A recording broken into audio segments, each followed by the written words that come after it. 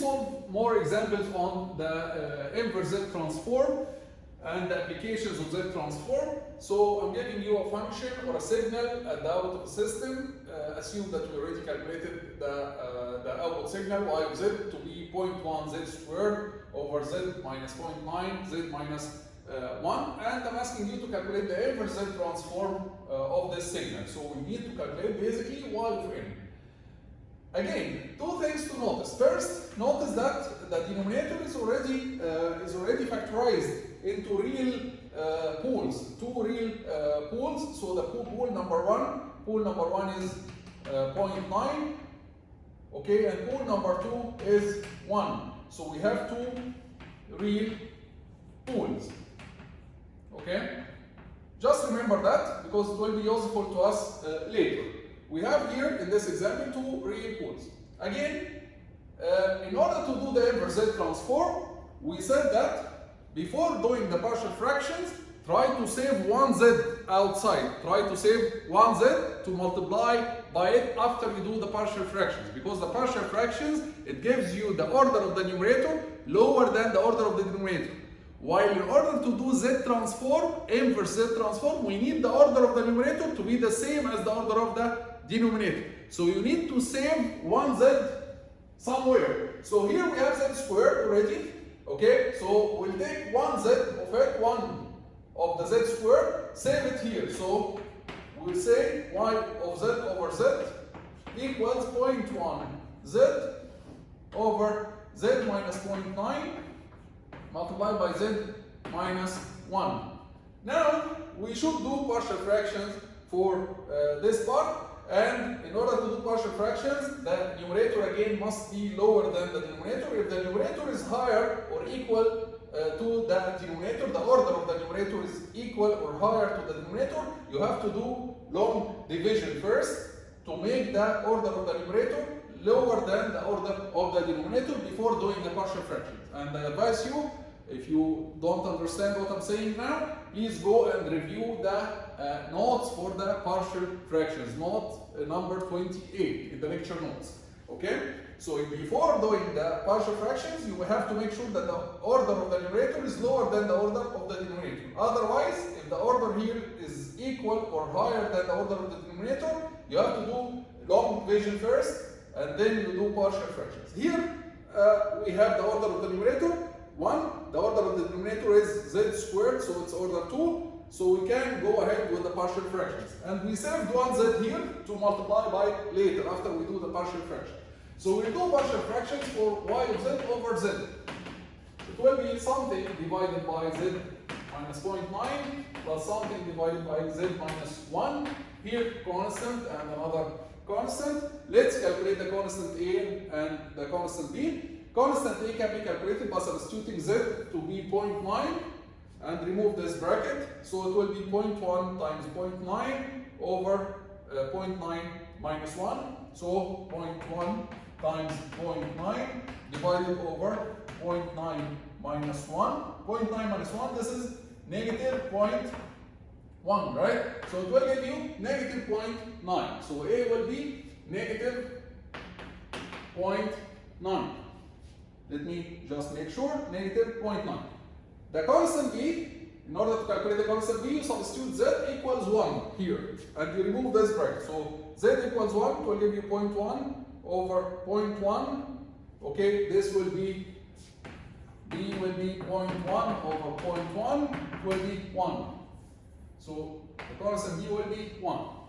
Now, after we finish the partial fractions, you see the benefit of the z that we saved here in the beginning.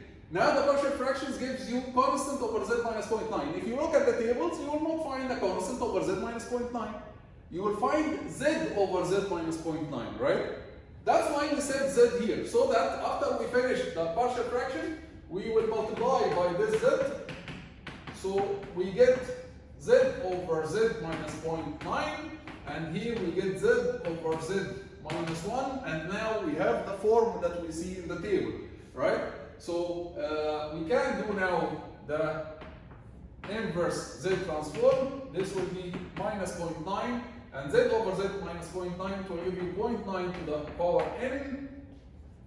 u of n, and this will give you u of n, and then eventually you can just merge these two terms together, because this is 1 multiplied by u of n, this is a number n plus 1 multiplied by u of n, and this is now our signal in the time domain. Notice something very important. The poles, our poles, the two real poles, 0.9 and 1. In the time domain, they appeared as 0.9 to the power n, and here you can say this is 1 to the power n, right? So the two real poles, they appear in the time domain as a to the power n. So if you have two real poles, you expect that in the time domain you will get a to the power n un, where a is the magnitude of the pole, your magnitude of that pole. So the pole here is 0.9. When you did partial fraction, you get z minus 0.9, and then this gave you 0.9 to the power n. The other pole was 1. You got here z minus 1 after the partial fractions, and then 1 to the power n un. So the magnitude of the pole gives you a constant to the power n. This is in the case of real poles. So in order, this will be useful to us when we study the stability of signals and systems. In order for a signal or a system to be stable or bounded, you need the magnitude of the pole to be decreasing, right? With n. You need 0.9 to the power n to be decreasing, right? 0.9 to the power 0, 0.9 to the power 1, 0.9 to the power 2. So now when you add these symbols for a system, it will be bounded. But if the pole is not 0.9, assume that the pole is 2. You will get 2 to the power n, right? 2 to the power n is increasing, which means that at n, at large n, at n goes to infinity, this will go to infinity. And the signal will be unbounded, right? So in order for the signal to be bounded, or the system to be bounded, or stable system, so in order for the signal to be bounded, or for the system to be stable, you need the magnitude of the pole to be less than 1, so that it keeps decreasing. It keeps decreasing, it converges to a finite value, it doesn't diverge to infinity. If the magnitude of the pole is larger than 1, this will diverge to infinity. So let's just put a result here that in case of real poles, the magnitude of the pole must be less than 1 in order for the system to be stable. Okay, in order for the system, because in the system, if this was a system, if y was h is the system, in order to study the stability, we are going to add these samples. You have to sum h of n, magnitude h of n. So the summation must be finite. The summation must be finite, and in order for the summation to be finite, the magnitude of the pole must be less than 1. Not even 1, it has to be strictly less than 1. If it is 1, like the other pole here, if it is 1, then the summation of the ones up to infinity, it will be infinity. But here the summation of this 0.9 to the power n, the summation of it, it's convergent to a finite value. It's a finite value. So in order for the system to be stable, you have to have the magnitude of all the poles, to be strictly less than 1. To be strictly less than 1 in order for the system to be stable. We'll discuss the same issue when we talk about complex poles later. But now let's take another example. Another example on the second application of the Z transform. By the way, before we take the second example, let's discuss the same example here where we had y of z equals, y of z was, let's go back, 0.1 z squared over z minus 0.9 z minus 1.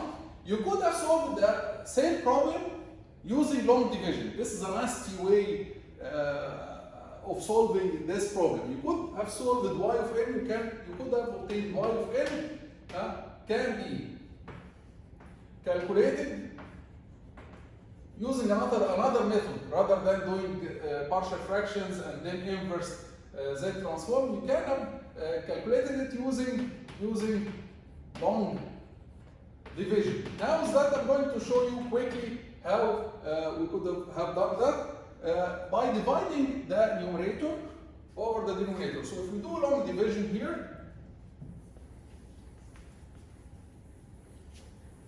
if we do a long division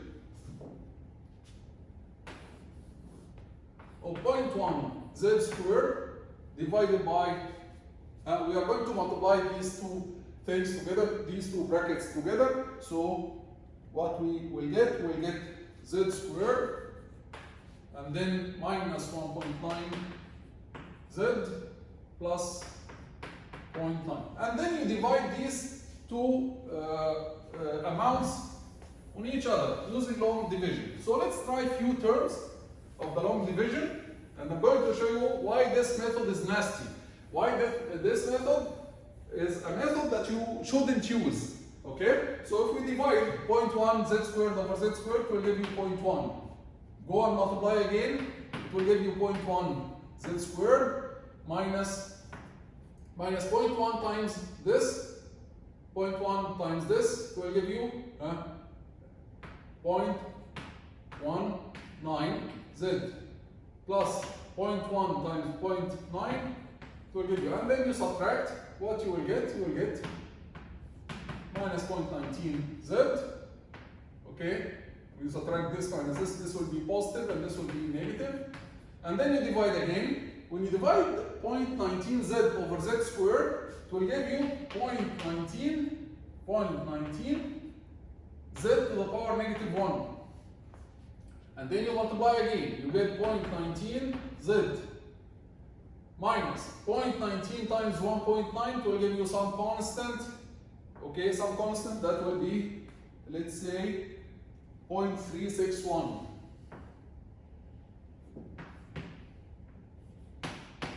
And then this term times this term is going to give you plus 0.171 z to the power negative 1. And then you subtract. This will cancel with this, and then you subtract these two. What you will get 0.271, and here you will get 0.171 z to the power negative 1. And then you divide again. You divide this term over z squared. So what you will get 0.271 z to the power negative 2. And then you multiply again. You keep repeating the process. What you will get, the next term will be, I'm going to just summarize the method, but you shouldn't use this method anyways. Okay, I'm just showing you that there is another solution, z to the power negative 3, and then this will go to infinity. This is the division, this is the answer to the division. So y of z now can be written as, this sequence, 0.1, 0.19 z to the power negative 1, 0.271 z to the power negative 3, okay, negative 2, sorry, and then 0.3439 z to the power negative 3, and so on. The first term here, what is this? Remember that y of z is summation of y of n z to the power negative n from n equals 0 to infinity, right? So the first term here will be y of 0. The second term here, which is multiplied by z to the power negative 1, this is y of 1. The third term here, this is y of 2, which is multiplied by z to the power negative 2. This is y of 3. So now we started to solve for y of n, but we solved only for few terms. We cannot solve for all y of n. We cannot get the full signal y of n using this method, right? That's why I'm saying don't use this method, but keep in mind that using this method can give you the first few terms by using the long division. We'll stop here in this video. In the next video, we'll solve a couple of more examples.